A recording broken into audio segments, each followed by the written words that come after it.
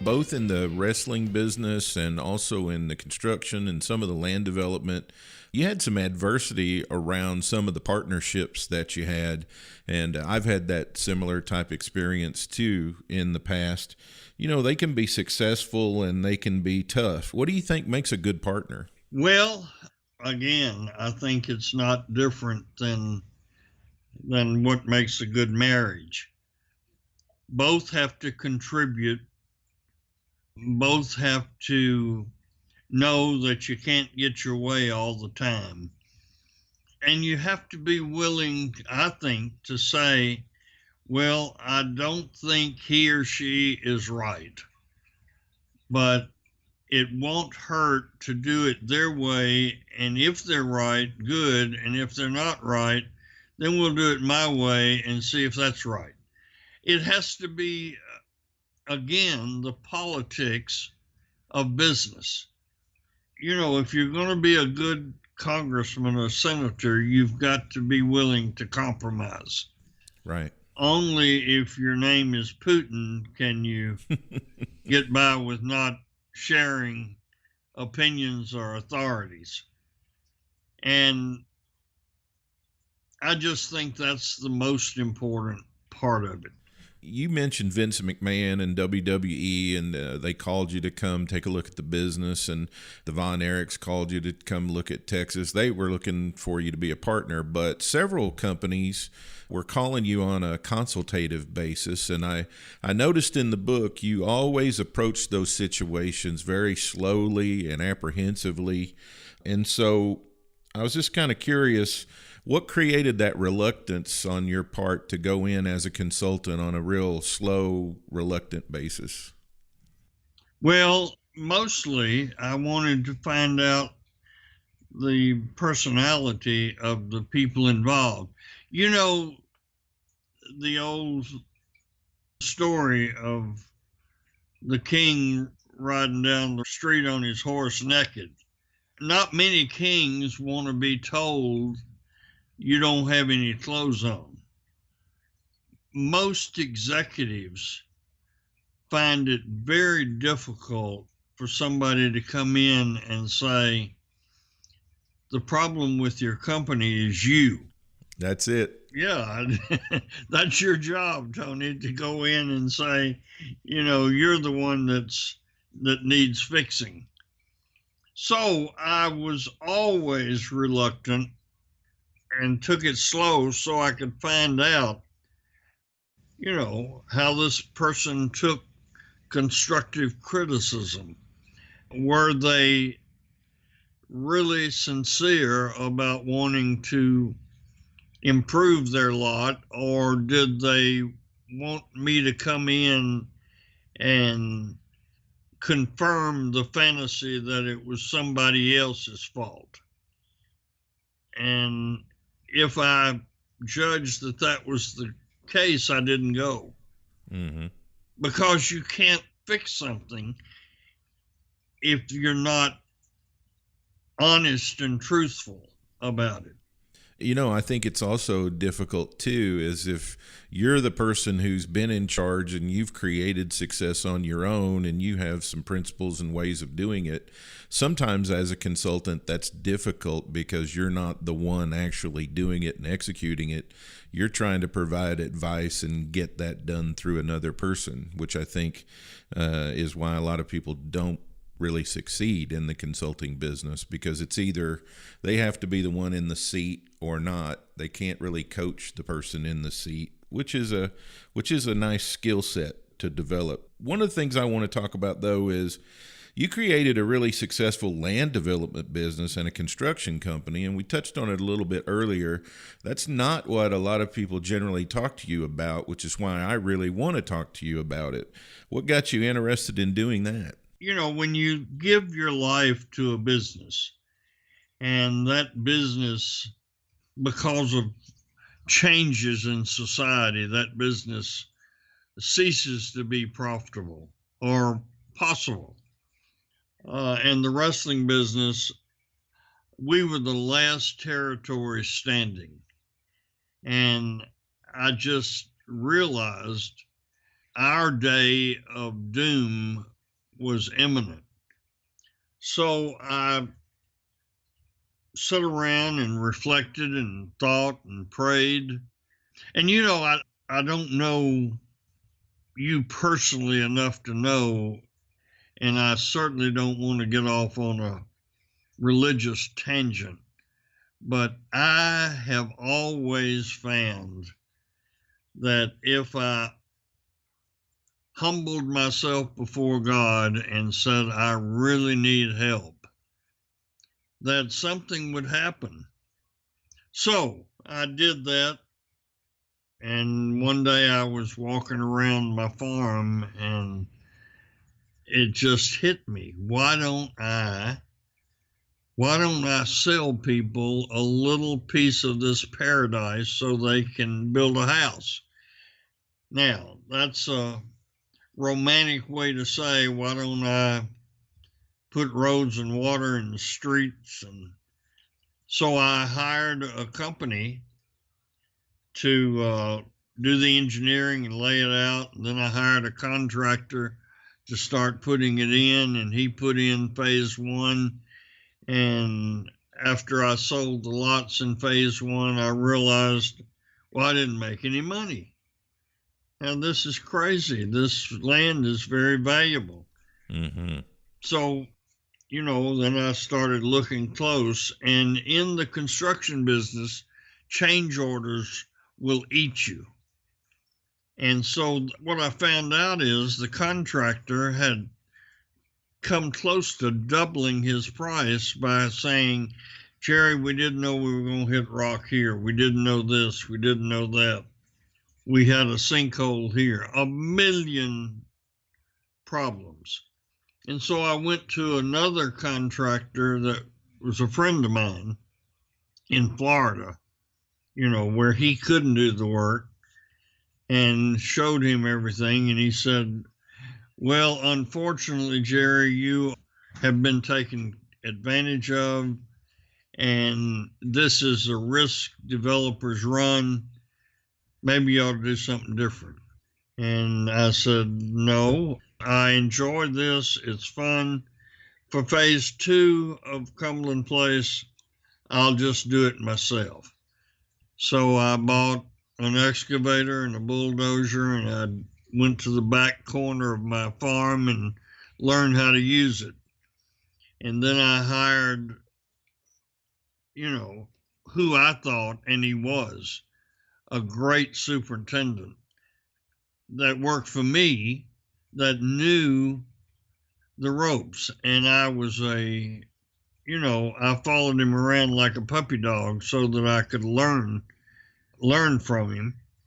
And I made a lot of money on phase two and all the way up through phase five, because I lived in Hendersonville and I was around a bunch of country music people. I was able to buy Johnny Cash and June Carter's farm, and I developed that. One thing led to another, and first thing you know, I'd put a couple of thousand lots on the ground.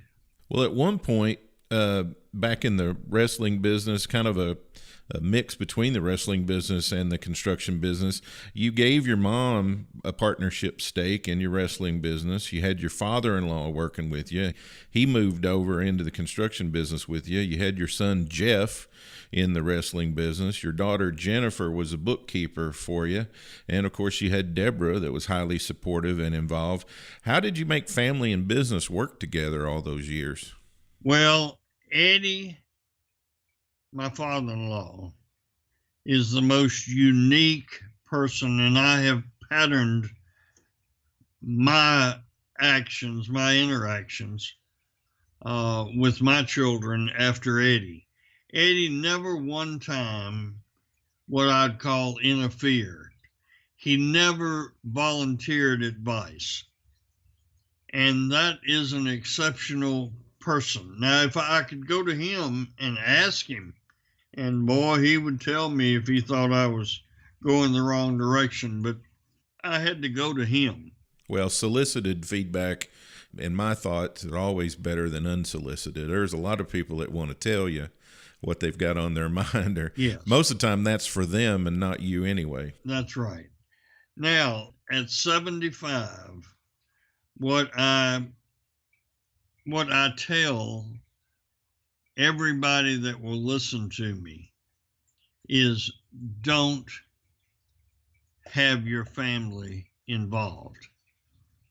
Now, my mother, was a really smart person, and she was an exception, but generally,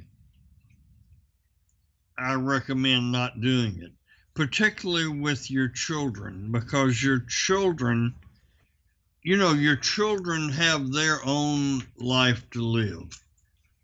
I wish I could remember. I would read it to you now, but your children come through you and not from you. That's a poem. And you cannot, let's see, how does the poem go? You cannot go there, even in your dreams. In other words, your children have their own life to live. And there is generally conflict. Every father-son that I knew in the wrestling business didn't work out. Not a single one. Jeff and I thought could be different. And we went for 7 or 8 years and didn't talk because, I had started a company with him, and he and I were at odds in the decision making. And finally, I just walked away from it. And it was really, really one of the saddest things that has ever happened in my life. So I don't recommend children being involved at all. And on a wider range, I don't think it's healthy for family. If you have a relationship with somebody, and if they're a friend, you can say to them, this company is bigger than you and I both together. We have to think what's best for the company. Well, if you say that to your child, it's like saying you love the company more than you love family. Right. So my advice, from a lot of success and some failures, don't try to have family involved in your business. One of the things you talk about in the book is this theme of a blessing happens, especially when things don't work out like you planned. And there were a couple times in the book where you talked about that. When that failure's happening to you in the moment, it's hard to see that there might be a blessing or something good down the road. How do you process and handle that to keep going forward?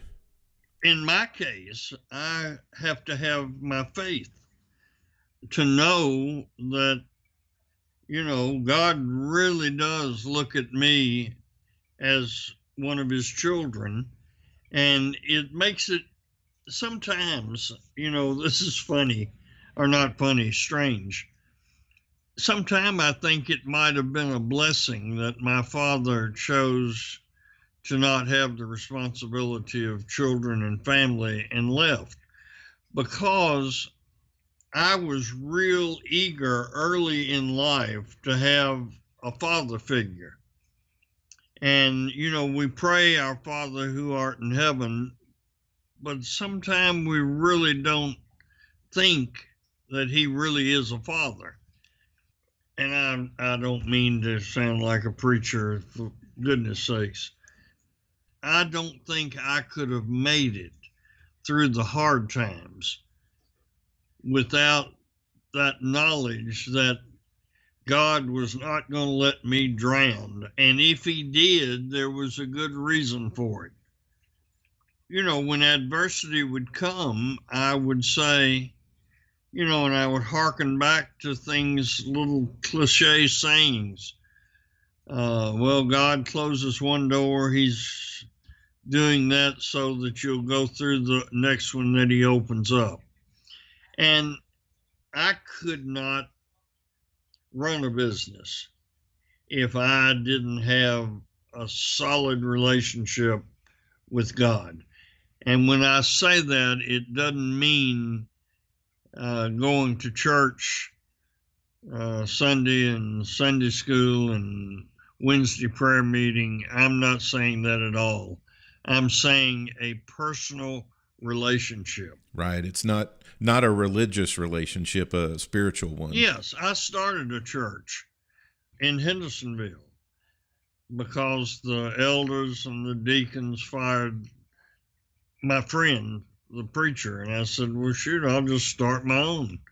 And I did, and that church now grew to, 1,700 families. But I don't go because I read a book called The Celestine Prophecy.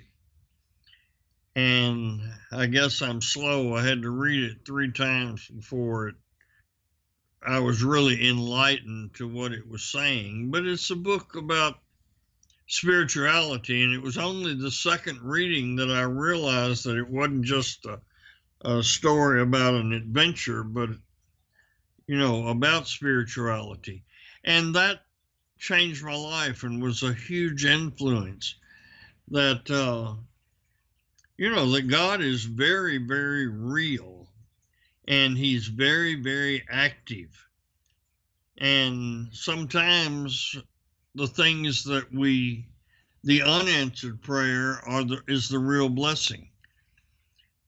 Early in my life, I had saved $50,000 by driving a Volkswagen instead of a Cadillac when I was wrestling.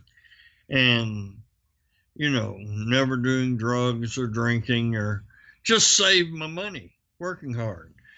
So I thought that I was buying an interest into the company that I started with. So I gave them all I had, the $50,000. And then a dispute arose, and I was told, you bought a option. You didn't buy into the company. You don't own anything. And I was devastated, crushed, beaten. I went home and sat on the couch and slept on the couch and cried for 3 or 4 days. Just thought I was going to lose my mind. And one morning I woke up and said, somewhere I'd heard, thank God for unanswered prayers. And I said, here is a test, Jerry. You're being tested. It's easy to profess your love of God when everything is going smooth. Yeah. When you're driving around in your Hatteras yacht and flying in your airplane, it's easy.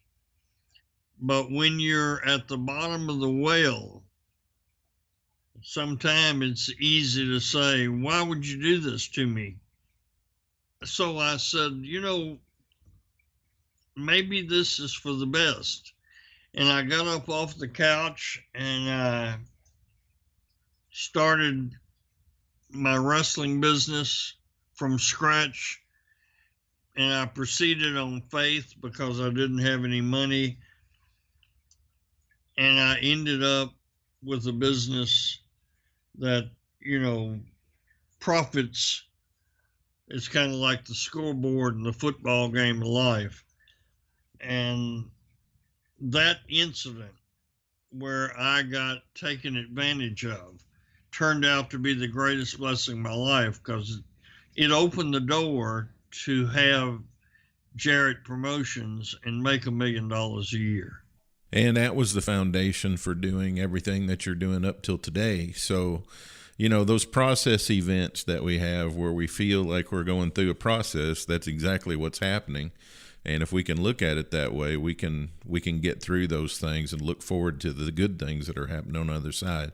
So I've got a standard list of closing questions for you. I'd like to do these in pretty fast, rapid fire succession.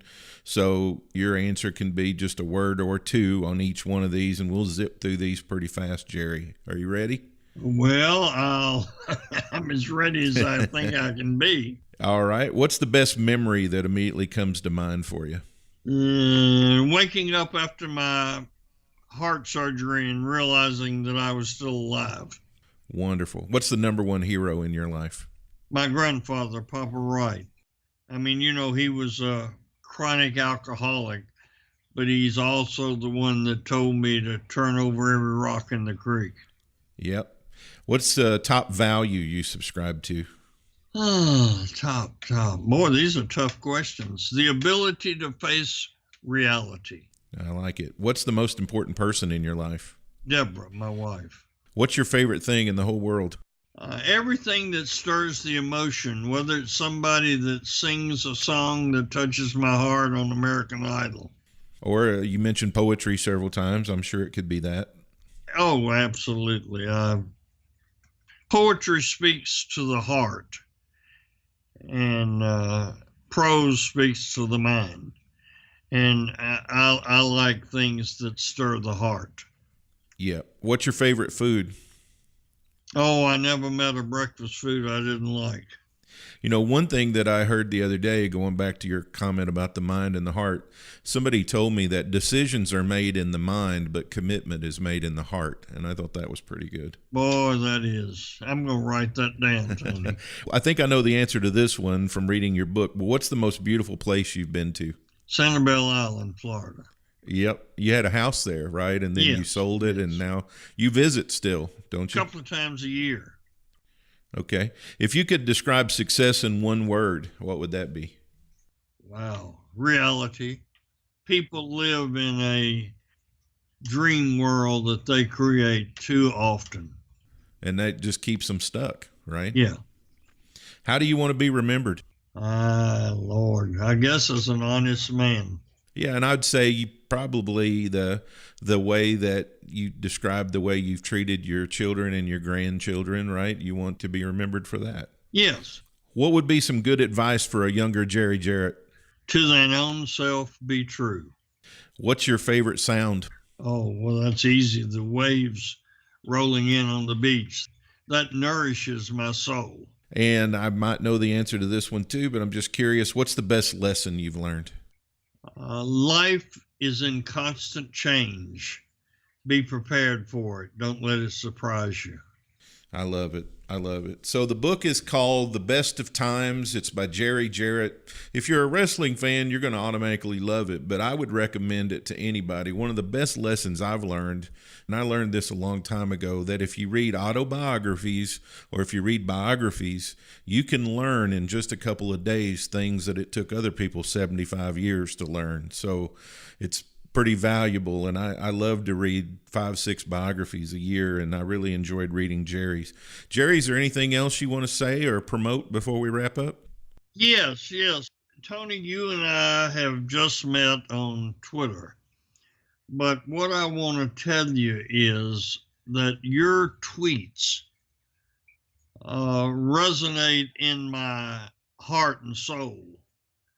I mean, of course, I absorb them in my mind, but in the short time that we have known each other, you've been a very positive factor in my life. You bet. And my advice to you as a promoter, this is a promoter coming out into me, that you go back through all your tweets and you put them in a book and you give the book to all your clients and prospective clients, because my life, when I reflect back over it, your heart has more to do with success than your back, your strong back, or your mind. And you really address things of the heart. Well, that's wonderful. That's the best compliment I could hope to receive, Jerry, and I really appreciate it. Thanks for being on today. I've enjoyed it. Are you working twice as hard but enjoying fewer rewards? Maybe you're highly accomplished, but you just can't seem to break through and make the next big move. Or you run a business that has begun to grow stagnant. It doesn't have to stay that way. Even the best leaders have felt as if their careers were spiraling out of control, but that's when they had to lead and lead big. Tony Richards' new book, The Big Idea: 52 Ways to Be a Better Leader Now, will help launch you forward in leadership. Learn how to take charge and lead yourself, lead others, and lead your company. Purchase online today at Amazon, Barnes & Noble, and our website, clearvisiondevelopment.com.